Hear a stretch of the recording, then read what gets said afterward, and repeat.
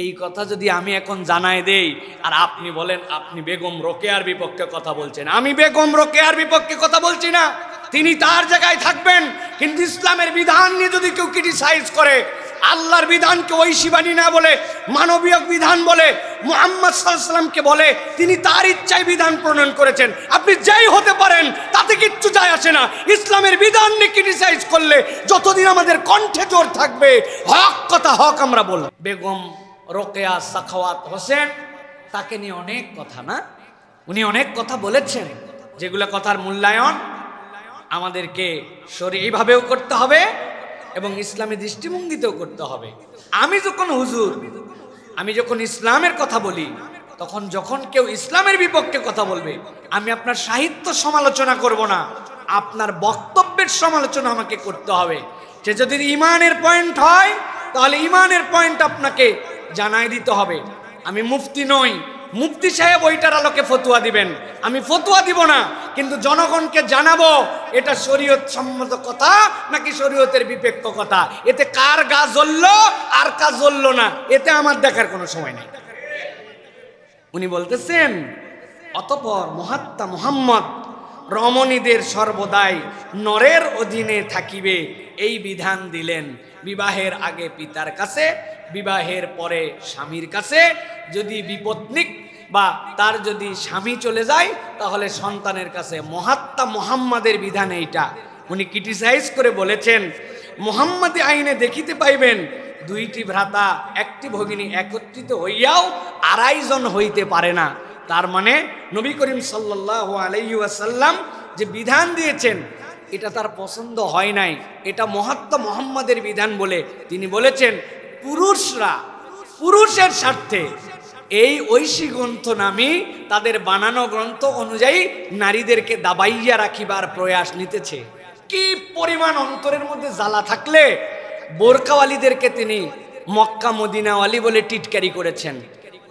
তিনি নারী স্বাধীনতার নামে ঘোষণা দিয়েছেন, যদি কোনো এলাকায় পথের লোক রোদুল্যমান শিশু চুপ করিবার প্রয়োজন পড়ে, কোনো বাচ্চা খুব কাঁদতেছে, তখন সেই পথ দিয়ে যদি কোনো বোরকা আবৃত নারী যেত, অঙ্গুলি নির্দেশ করিয়া তাহাকে বলিত, চুপ কর, ওই দেখ মক্কা মদিনা যায়, ওই ঘেরাটপে জড়ানো জুজুউড়ি ওটাই মক্কা মদিনা, যার কাছে পর্দা পুশিদা মক্কা মদিনা জুজুউড়ি।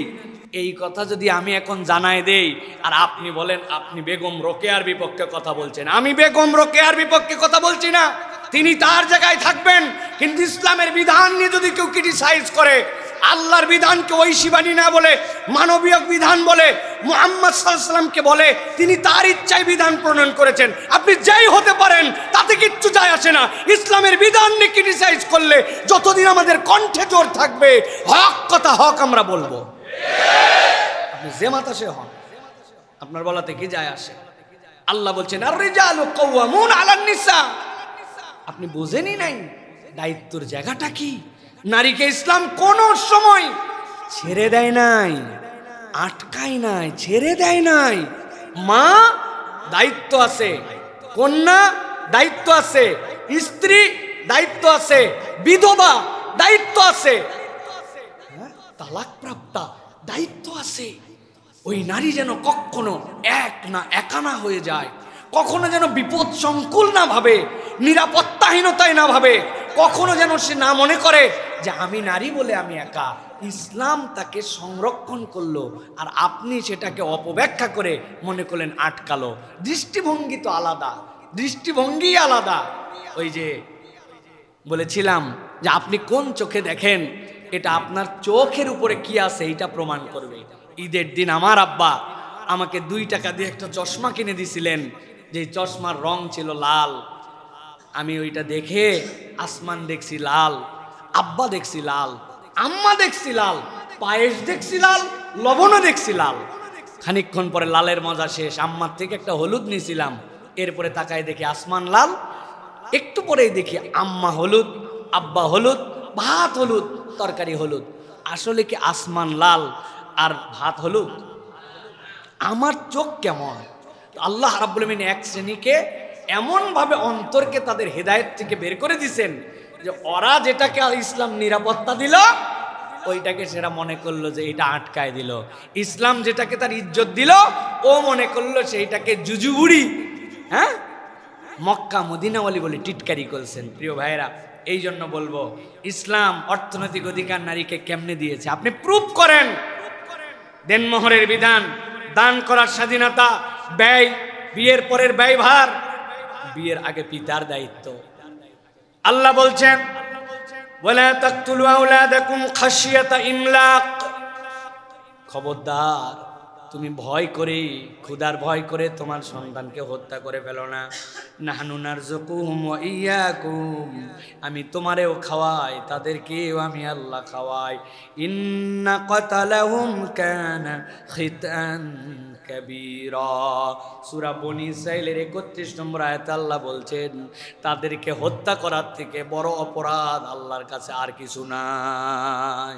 আপনি কেবল নারী হিসেবে হত্যা করে ফেলছেন। স্বাধীনতা স্বাধীনতা বকেন, এখনো ভারতীয় উপমহাদেশে ভ্রূণ হত্যার যে হার, সবচেয়ে বেশি ভ্রূণ হত্যা হয় নারীদেরকে, নারী হত্যা করে ফেলা হয়। এই জন্য যারা এই যে আল্ট্রাসনো গ্রামের যে সোসাইটি আছে, তারা পেটে বাচ্চা আসার পরে এই জানানোকে নিষিদ্ধ করেছে যে এটা জানানোই যাবে না পেটের মধ্যে কি আছে, এইটা জানলে তারা ভ্রূণ হত্যা করে ফেলে। আপনি, ইসলাম বলছে এখান থেকে নারীকে ইসলাম মর্যাদা দিয়ে নিয়ে আসলো, আর আপনি নারীর স্বাধীনতা খুঁজে পান না।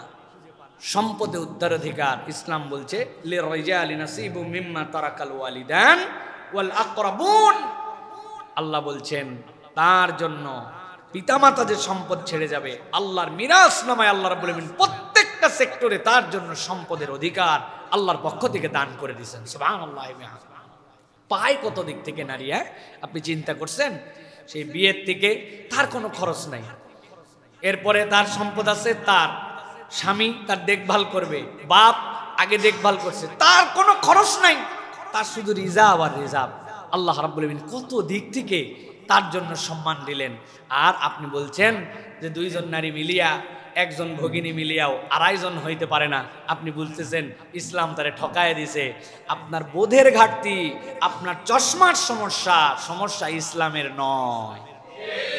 প্রিয় ভাইয়েরা, চতুর্থত সামাজিক অধিকার, হুকুকুল মারআতিল ইজতিমাইয়া। ইসলাম নারীদেরকে কি সামাজিক সম্মান দিল, কি অধিকার দিল, দেখেন আল্লাহ কি বলতেছেন। বাইবেল বলে, তাহারা বশীভূত হইয়া থাকুক, আর যদি কিছু শিখিতে চায় স্বামীকে ঘরে জিজ্ঞাসা করুক। নতুন নিয়ম, কারিন্থীয় 14 নম্বর অধ্যায় 34 এবং 35 নম্বর শ্লোক। ঘরে থাকবে, শিখতে যদি চাই স্বামীরে জিজ্ঞাসা করো, তোমার বাইরে যাওয়ার দরকার নাই, জ্ঞান অর্জন করার কোনো তোমার দরকার নাই। আর ইসলাম কি বলছে? ইসলাম বলছে তলাবুল ইলমি ফারিদাতুন আলা কুল্লি মুসলিমিন ওয়া মুসলিমা, প্রত্যেক মুমিন নর নারীর জন্য জ্ঞান অর্জন ইচ্ছা নয়, দায়িত্ব, ফরজ। সুবহানাল্লাহ বলেন। ফরজ করে দেওয়া হয়েছে, সে যেন জ্ঞান অর্জন করে, শরীয়ত যেন বুঝে, দিন যেন জানে, কারো কাছে যেন মুখাপেক্ষী না হয়। হযরত আয়েশা সিদ্দিকা রাদিয়াল্লাহু তাআলা আনহা, মুহাদ্দিসা, মুফাসসিরা, সাহাবায়ে কেরাম তার কাছে যে দিন শিখে আসতেন, তার কাছে জিজ্ঞাসা করে আসতেন, তাদের কাছ থেকে দ্বীনের বুঝ নিয়ে আসতেন। সুবহানাল্লাহ। নবী করিম সাল্লাল্লাহু আলাইহি ওয়াসাল্লাম তার স্ত্রীর পরামর্শে তার জীবনে শান্তি পাইছেন। কোন পুরুষ তাকে এই পরামর্শ দিতে পারে নাই। মক্কা বিজয়ের আগে হুদাইবিয়ার সন্ধির সময় গেলেন, রাসূলুল্লাহ সাল্লাল্লাহু আলাইহি ওয়াসাল্লামের সন্ধি হয়ে গেল। সাহাবায়ে কেরামের যেমন খারাপ, কত সাহাবী বলতেছেন আমাদের তো মনের মধ্যে এরকম সন্দেহ হয়, আপনি আল্লাহ রসুল, যদি রসুল হন তাহলে ওরা বলল মিন মুহাম্মাদুর রাসূলুল্লাহ, রসুল্লাহ কেটে দেন, মিন মুহাম্মদ ইবনে আব্দুল্লাহ লিখতে হবে। আমি রসুল মানলে তো তোমার সাথে চুক্তি কি? আলী রাদিয়াল্লাহু তাআলা কাটলেন। নবীজি বললেন, তোমাদের যা পশু আছে এবার উমরা করতে হবে না, জবাই করে দাও, ইহরামের কাপড় ছেড়ে দাও। নবীজি বলে ভিতরে গেছেন, চিন্তা করছেন, মাশাআল্লাহ সবাই এখন তো একদম আমার কথা শুনে এখন সুন্দর করে ইহরাম ছেড়ে দিবে এবং তাদের পশুগুলোকে জবাই করে ফেলবে। আইসে দেখেন একজনও জবাই দেয় না। নবীজি অবাক হয়ে গেছেন, এর আগে কখনো হয় নাই। যার জন্য ফিদা কা আবি ওয়া উম্মি ইয়া রাসূলুল্লাহ, আর তারা নবী বলে গেলেন, জবাই দিল না। স্ত্রীর কাছে নবী গেছেন, নবীজির স্ত্রী বলতেছেন, ইয়া রাসূলুল্লাহ আপনি যে বললেন আপনি নিজে করছেন, আপনি তো নিজে জবাই করেন নাই, নিজে কাপড় ছাড়েন না, আপনি চেক করতে গেছেন, ওরা কেমনে তাহলে হবে? আপনি আগে করে দেখেন খেলা কি হয়। আল্লাহ নবী সাল্লাল্লাহু আলাইহি সাল্লাম নিজের পশু নিজে জবাই করলেন আর নিজের সাথে সাথে ইহরাম ছেড়ে ফেললেন। দেখা মাত্র ধুম লেগে গেল, তারা সবাই তাদের পশু জবাই করে দিল, সবাই তাদের জন্য আল্লাহ নবীর জন্য উৎসর্গিত হয়ে গেল। একজন মহিষী নারীর ছোট্ট একটু পরামর্শ, খাতামুল আম্বিয়া, সাইয়্যিদুল কাউনাইন, ইমামুল মুরসালিন, আশরাফুন নাস, আশরাফুল খালাইক, আল্লাহর নবী একজন নারীর এই পরামর্শে আল্লাহ তার জন্য মুক্তির রাস্তা বের করে দিয়েছে। এটা ইসলাম শিখাইছে। আর সেই বলে যে মহাত্মা মুহাম্মদ এইটা হচ্ছে বিধান দিয়ে গেছে যে নারী অধিকারে থাকবে বাপের, বিয়ের পরে থাকবে স্বামীর, আর তারপরে থাকবে সন্তানের। এটা তার অধিকারে থাকবে না, তার তত্ত্বাবধানে থাকবে। এটা পুরুষ এত সম্মানিত সে যে তার প্রতি তোমার একটু অবহেলা তোমার জাহান্নামের কারণ হতে পারে। এই নারী কবরে যাওয়া পর্যন্ত এই নিয়ন্ত্রণের উপরে।